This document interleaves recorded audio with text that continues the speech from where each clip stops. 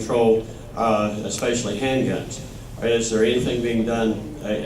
Where is that bill? Is there anything being done to stop it? To your first point, in regards to health care, I'm going to go back to what we were talking about actually at the very beginning.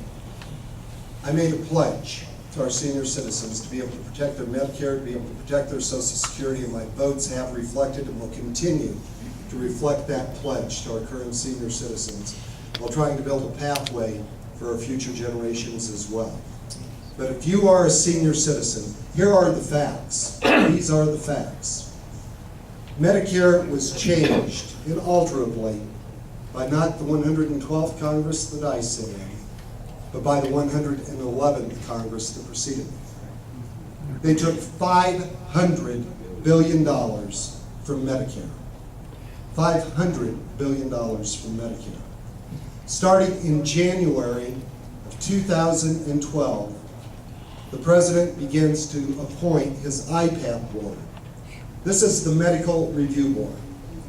And so that you understand it, you can look this up. This is just the truth. You don't have to have a medical background to be able to serve on this board. But they're going to be making health care choices for our senior citizens. That's going to be the President's IPAP board starting in January of 2012. Do we have some concern? Yeah. Just not me. Well, what can we do about it? That was part of your question. We voted to repeal the President's health care plan. One of the first acts that Congress did at the beginning of this session. Again, it sits, and the Senate will not take it up. We know we have a real challenge. It's costing $1.1 trillion conservatively. It's going to hurt senior citizens. If you're a senior citizen and you have concern, I think it's justified.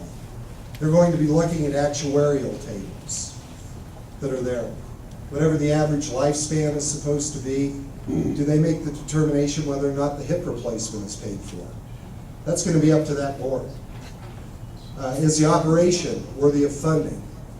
That's going to be up to that board to make those determinations.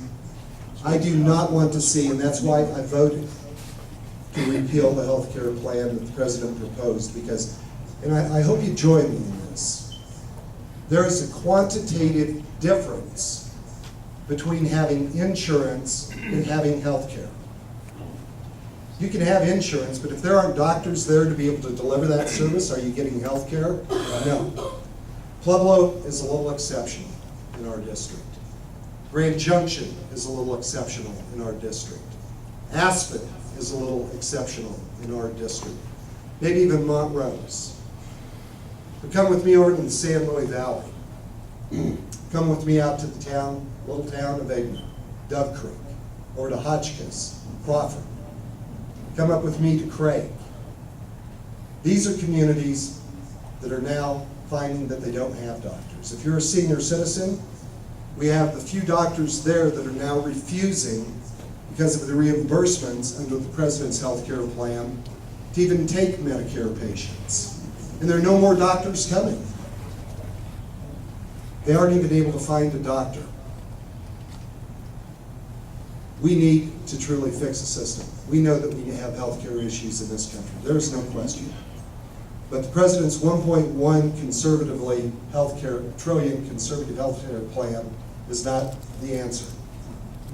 For senior citizens, this health care board, pull it up. You can look at it. It's in, if you want to read all 2,400 pages, whatever it is, of the President's health care plan, depending on what font you use, the number of pages, it's in there.